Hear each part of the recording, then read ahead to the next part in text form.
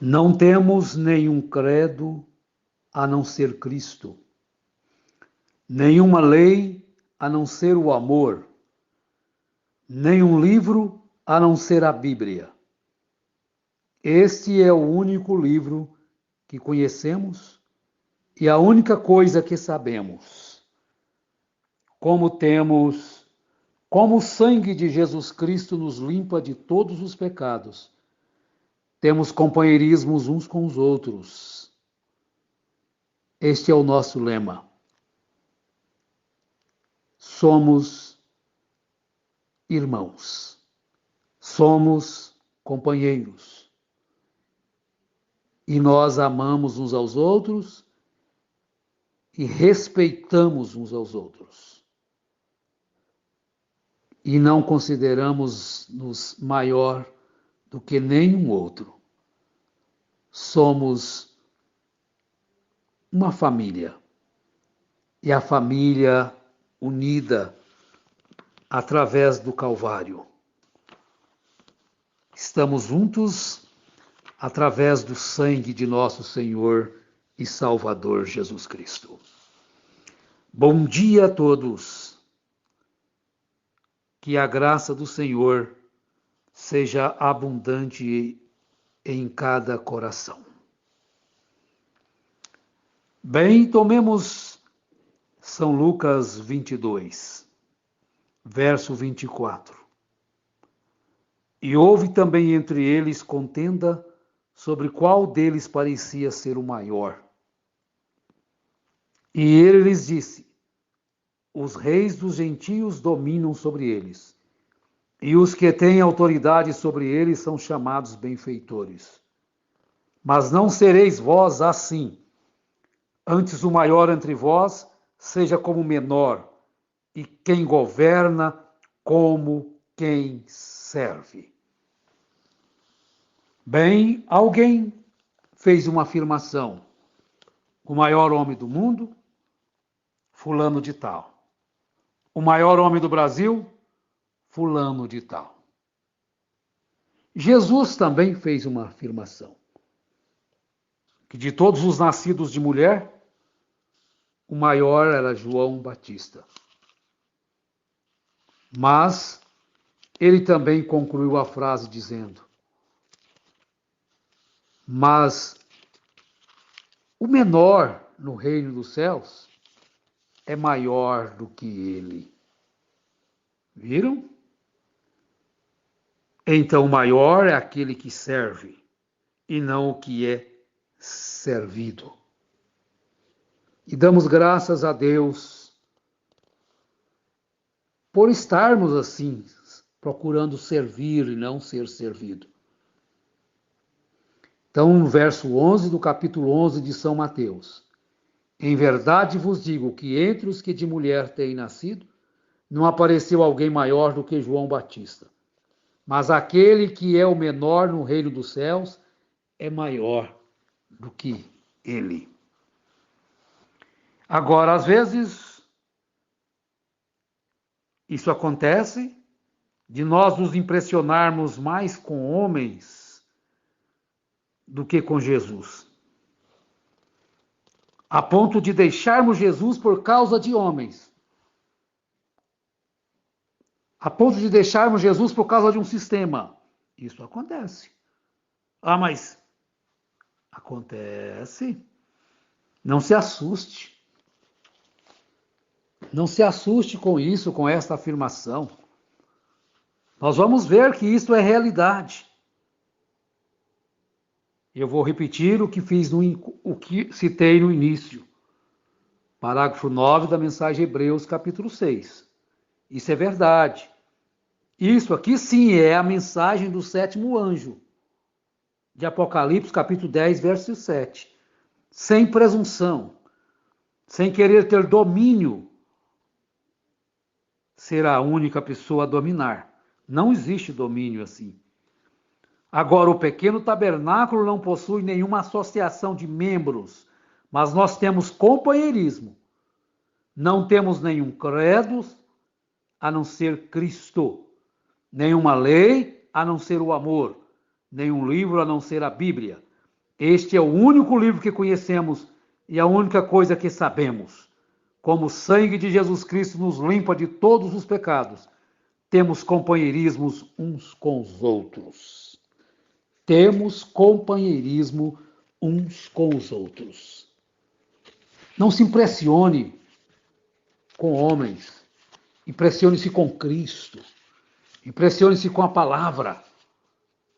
A palavra, sim.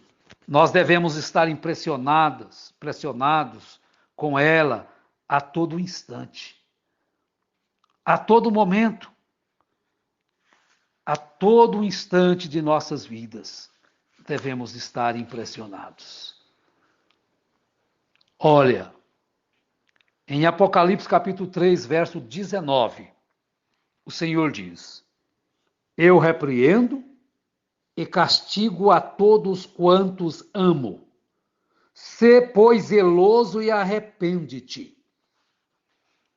Agora, esta é a mensagem que João tinha quando ele clamava naquele deserto religioso de fariseus, saduceus e gentios. Mas será que os religiosos têm que se arrepender? Muito mais às vezes, né? Os fariseus, saduceus, arrependei-vos.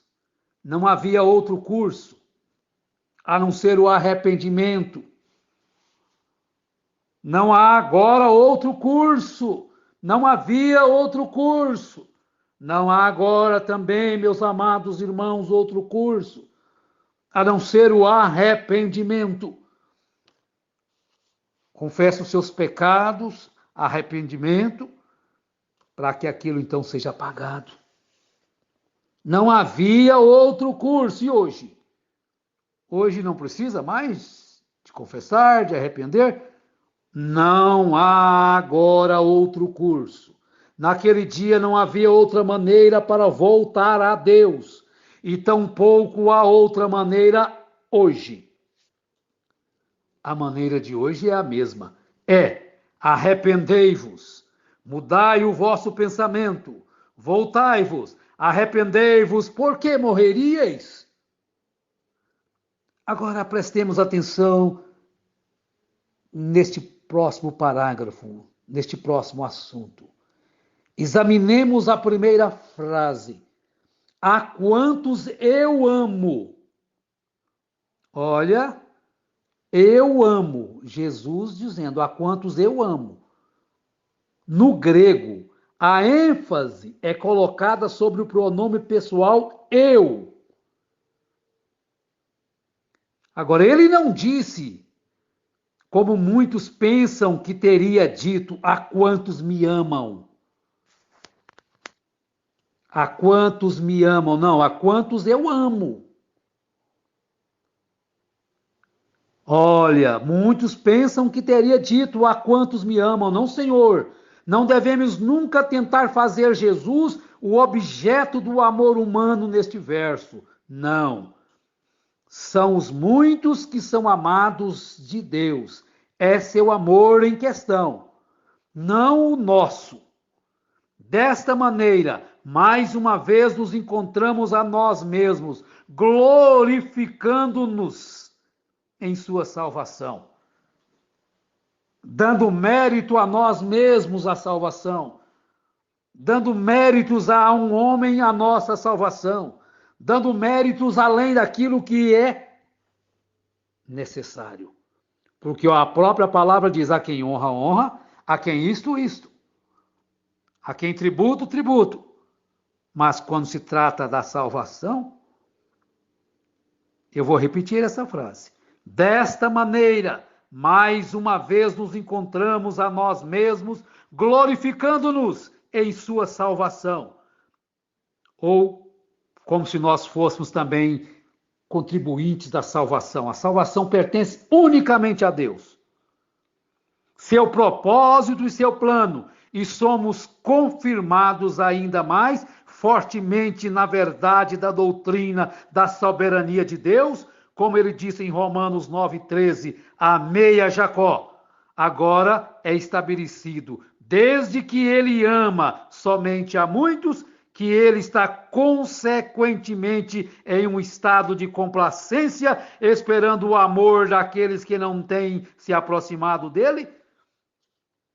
De modo nenhum é isto assim, porque ele declarou também em Romanos 9,13: mas me aborreci de Esaú, antes de eles fazerem bem ou mal. Então, meus amados irmãos, ninguém tem participação na salvação. Não precisa de glorificar a ninguém por tua salvação, exaltar a ninguém por causa da tua salvação. A salvação pertence a Deus. Somos salvos por sua graça e limpos pelo seu sangue. Por isso é que nós não temos nenhum credo a não ser Cristo, nenhuma lei a não ser o amor, nenhum livro a não ser a Bíblia. Este é o único livro que conhecemos e a única coisa que sabemos. Como o sangue de Jesus Cristo nos limpa de todos os pecados, então agora temos companheirismo uns com os outros em sua palavra. Não um dominando os demais, mas todos em perfeito companheirismo. Cristo é o grande.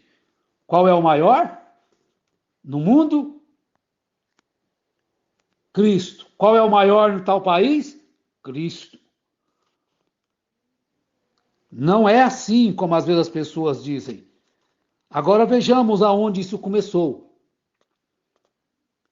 Começou isso na era de Éfeso. A palavra nicolaíta vem de duas palavras gregas. Nikao, que significa conquistar, e lao, que significa os leigos. Nicolaíta significa conquistar os leigos. Então alguém mais sabido, mais entendido, conquista os menos entendidos, os mais simples, e domina sobre eles. Agora, porque isto é uma coisa tão terrível, é porque Deus nunca colocou sua igreja nas mãos de uma liderança eleita que se move com mentalidade política. Ele colocou sua igreja aos cuidados de homens ordenados por Deus, cheios do Espírito, que vivem da palavra, os quais guiam as pessoas, alimentando-as da palavra. Ele não separou as pessoas em classe para que as multidões sejam dirigidas por um sacerdócio santo, o maioral. É verdade que a liderança deve ser santa. Ela precisa ser irrepreensível, como diz São Paulo. Que seja irrepreensível, não neófito, para que, se ensoberbecendo, faça as coisas erradas. Mas que guia as pessoas alimentando-as da palavra. Ele não separou as pessoas em classes, classe superior, classe média, classe baixa, classe... Quantas classes existem? De maneira nenhuma. Não fez isso. Ele não separou as pessoas para que as multidões sejam dirigidas por um sacerdócio santo. Agora observe isto. É verdade que a liderança deve ser santa. E irrepreensível ainda. Você pode olhar ali os requisitos na carta a Timóteo. Mas não é só o sacerdócio santo. É verdade que a liderança deve ser santa, mas assim deve ser também toda a congregação. Além disso, não há nenhum lugar na palavra onde sacerdotes ou ministros ou semelhantes sejam mediadores entre Deus e o povo. Tampouco há onde eles sejam separados na sua adoração ao Senhor. Eles não têm uma adoração diferente. Deus quer que todos o amem e o sirvam juntos. E o nicolaísmo destrói esses preceitos e, em substituição, separa os ministros do povo e faz dos líderes senhores supremos em vez de servos. O profeta diz: o pastor deve ser o boi de guia, e ele é o servente, é o mordomo. Mas o nicolaísmo faz a coisa diferente. Faz como que o povo é totalmente dependente deles para suas orações chegarem aos céus. Então eles são mediadores. E a palavra de Deus não existe isso. Existe só o mediador entre Deus e os homens, Jesus.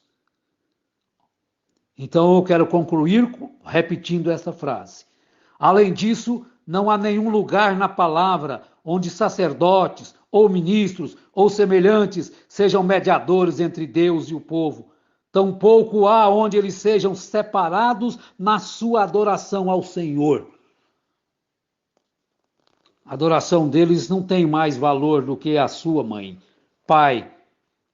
Criancinha, a sua oração chega aos céus na inocência, balbuciada, mal pronunciada. Papai do céu, abençoa o papai e na terra, abençoa a mamãe, abençoa o patrão. Oh, glória! Mas olha só, a adoração deles não é separada, não é diferente. Deus quer que todos o amem e o sirvam juntos. O nicolaísmo destrói esses preceitos, por isso Deus odeia o nicolaísmo. E em substituição, separa os ministros do povo e faz dos líderes senhores supremos em vez de servos. Essa doutrina começou ali no princípio da era da igreja gentia, da primeira era. Ela começou como uma obra na primeira era, parecendo muito bom, né? Os anciãos, presbíteros, bispos, supervisores.